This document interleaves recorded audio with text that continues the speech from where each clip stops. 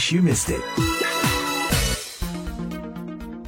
Berdasarkan sensus penduduk Indonesia tahun 2023, sekitar 12% atau 29 juta penduduk Indonesia adalah lansia.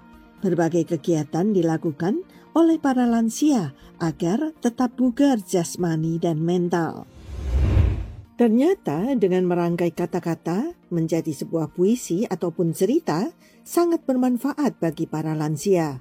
VOA menemui seorang pendiri sastra Bulan Purnama, Ignatius Untoro, mantan wartawan yang menjadi penyair Aming Aminuddin, dan seorang psikolog, Dias Roberto, sarjana psikologi. Pak Ons, sejak kapan nih dan bagaimana semula dibentuknya sastra Bulan Purnama ini, Pak? Saya bentuk sastra Bulan Purnama itu bulan Oktober tahun 2011.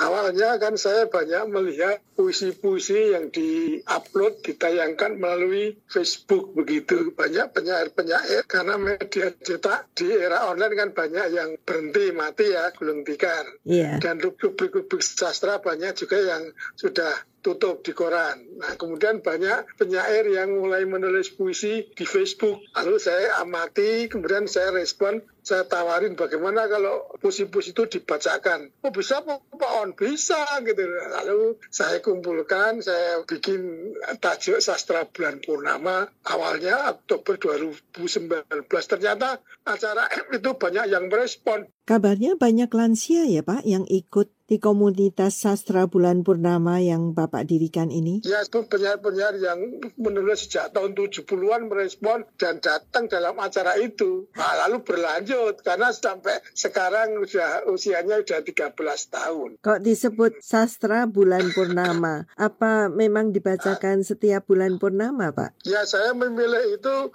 memang penyelenggaraan. Pada awalnya saya pilih pada bulan purnama, tanggal 14 atau 15 penanggalan Jawa. Nah, itu pas bulan purnamanya antara 14 tanggalan Jawa. Nah, setiap tanggal itu sastra bulan purnama saya selenggarakan. Hanya setelah pandemi aja kemudian berubah. Karena pandemi tidak bisa berkumpul, sastra bulan purnama tetap saya selenggarakan, tapi online, ditayang di YouTube. Bagus, tapi tetap aktif. Lalu siapa saja Pak anggotanya? Anggota yang aktif di Sastra Bulan Purnama itu tidak hanya orang Jogja, tapi berbagai penyair sastrawan dari berbagai kota di Indonesia ikut ambil bagian di Sastra Bulan Purnama. Ada yang dari Jakarta, Bali, Semarang, Surabaya, kan gitu. Iya, dan kalau dilihat dari usianya, Pak? Ya, usia saya seusia saya dan di atas saya. Usianya sudah 65 tahun. Ada misalnya Andrawan Nadesul itu seorang dokter, usianya sudah 70 tahun. Yeah. Ada seorang pengusaha dari Semarang, usianya juga sudah 65. Perempuan, Ibu Sulis namanya. Ada dokter di Sarjito yang juga aktif, usianya juga sudah di atas 60. Jadi banyak penyair, penulis, sastrawan yang usianya di atas 60, bahkan 70 masih ikut aktif di Sastra Bulan Purnama. Mereka menulis dan mengirimkan karyanya. Misalnya Adri Darmaji, seorang wartawan, usianya 72. Kurniawan Juniadi tinggal di Jakarta juga masih aktif.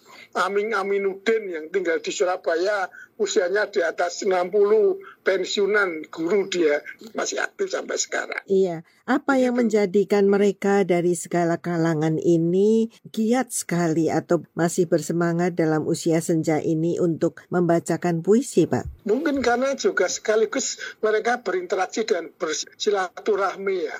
Karena memang sastra bulan purnama itu tidak menempatkan seseorang menjadi tokoh dan itu menjadi rujukan, enggak. Semua kita perlakukan sama. Kita adalah sama-sama penulis dan aktif dalam berkarya. Saya lakukan seperti itu. Tadi Pak Un menyebut tentang Pak Aming ya, yang mantan wartawan. Nah, saya juga menemui beliau yang tinggal di Mojokerto, Jawa Timur. Halo Pak Aming, Anda juga ikut ya di dalam komunitas Sastra Bulan Purnama? Ikut di Sastra Bulan Purnama dan ikut baca puisi di sana. Iya. Jadi, saya ini di Mojokerto, dekat Surabaya. Komunitas saya di Surabaya itu ada dua. Yang pertama Warumas, wartawan usia emas, orang tua-tua artinya yang sudah mantan wartawan. Lantas yang kedua adalah PPSJS, Paguyuban Pengarang Sastra Jawa Surabaya. Ini juga sudah tua-tua tapi sebenarnya lebih ke naskah tulisan berbahasa Jawa. Apakah paguyuban itu juga merupakan komunitas seperti Sastra Bulan Purnama, Pak? Itu juga seperti itu, jadi nirlaba. Memang lebih ke persoalan ketika PPSJS, Paguyuban Pengarang Sastra Jawa ini secara patungan membuat kumpulan geguritan atau kumpulan puisi berbahasa Jawa. Iya, anggotanya apakah memang sebagian besar itu lansia, Pak? Itu memang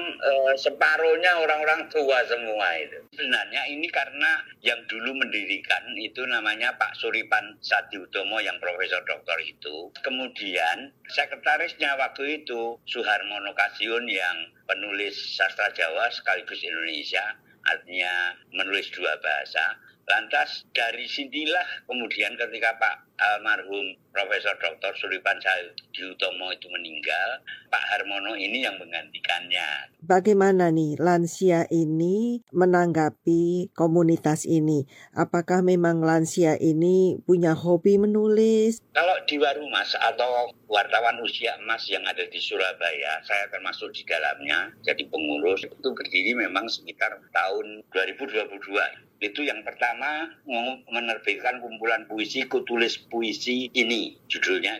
Yang kedua, Wartakan Kemanusiaan, Kutulis Puisi. Lantas ada Kucinta Negeri, Kutulis Puisi. Lantas Bunga Rampai Suara Nurani. Kemudian yang keempat Sarunce. Dan terakhir Eksotika Jawa Timur yang pada tanggal 8 November kita bacakan di Surabaya bersama-sama para wartawan emas ini. Artinya orang-orang yang sudah usianya di atas 60 malahan. Iya, bagus, berarti masih aktif ya, Pak.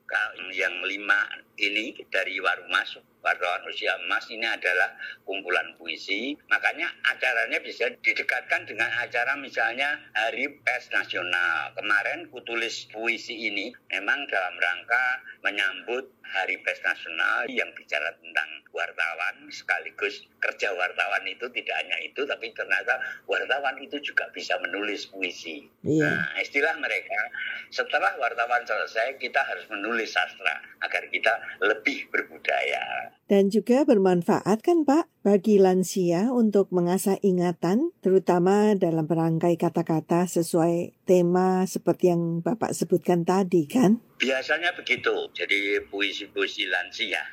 Artinya Warumas, wartawan usia emas yang digagas oleh Chris Mariono, mantan wartawan RRI, itu memang mengumpulkan beberapa teman kawan wartawan di Surabaya. Ada yang dari Sidoarjo dan seterusnya, yang dikumpul sepakat untuk membuat kumpulan puisi itu. Tapi sebenarnya ide ini sudah ada sejak tahun 2014. Itu saya sudah membuat puisi para jurnalis dengan judul Malam Sastra Jurnalis, Malsalis. Judul puisinya adalah Puisi Ini Kutulis Pakai Komputer. Mengenai manfaat menulis bagi lansia, saya menghubungi seorang psikolog, Dr. Dias Roberto, yang membuka praktek di Surakarta. Bagaimana nih, Pak Dias? Mengapa kegiatan menulis dan membaca puisi dianggap sebagai upaya yang berguna bagi para lansia? Saya sangat setuju karena saat kita menulis, kemudian kita membacakan apa yang kita tulis, itu membuat tubuh kita menghasilkan hormon-hormon kebahagiaan yang seringkali kita dengar dengan istilah hormon dopamin, oksitosin, endorfin, maupun serotonin. Nah, hormon-hormon ini akan membantu otak kita untuk meningkatkan kapasitas memori kita. Selain itu, aktivitas ini juga akan membuat kita untuk terus mendapatkan informasi. Karena apa? Otak kita itu bekerja, ada prosesnya yang harus dia dapatkan. Jadi ada proses yang namanya input, processing, kemudian output.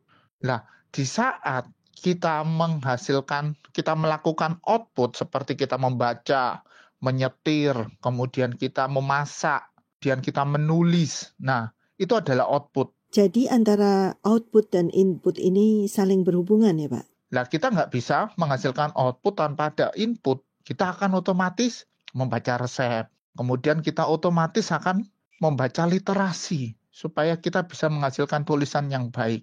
Nah, kemudian ada prosesnya juga. Jadi ada input, ada processing, ada output. Nah, 3 hal ini nggak bisa dilepaskan.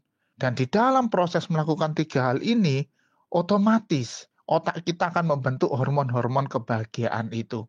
Dan inilah yang membuat memori kita tetap bagus, tetap terjaga. Dan kita akan terluput dari yang namanya pikun.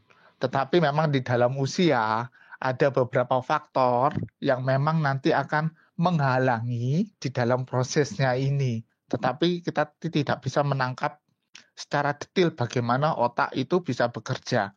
Tetapi hormon-hormon inilah yang akan meningkatkan kapasitas memori kita. Wah, menarik sekali Pak Dias. Kembali ke Pak Ons, bagaimana Pak kemampuan para lansia itu menulis sesuai tema-tema tadi?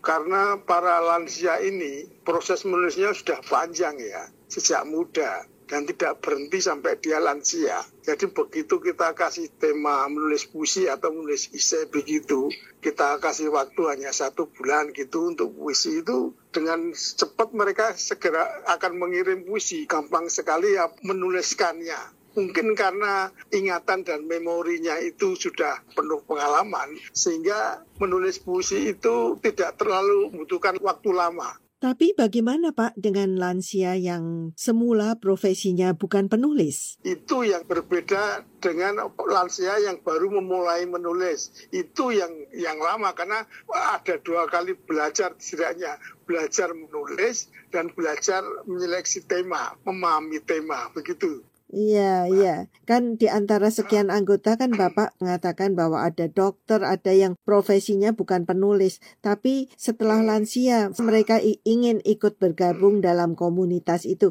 Nah, itu bagaimana? Kalau yang mulai-mulai itu memang harus belajar lagi menulisnya. Dan itu kemudian sering saya kembalikan, coba ditulis, diulangi lagi pada bagian-bagian ini. Kalau kayaknya kurang gitu loh. Bukannya menulis itu memang begitu memikirkan nulis itu lama memulai. Karena kalau dulu saya berhenti lama beberapa bulan nggak nulis itu, kan mau menulis lagi juga susah.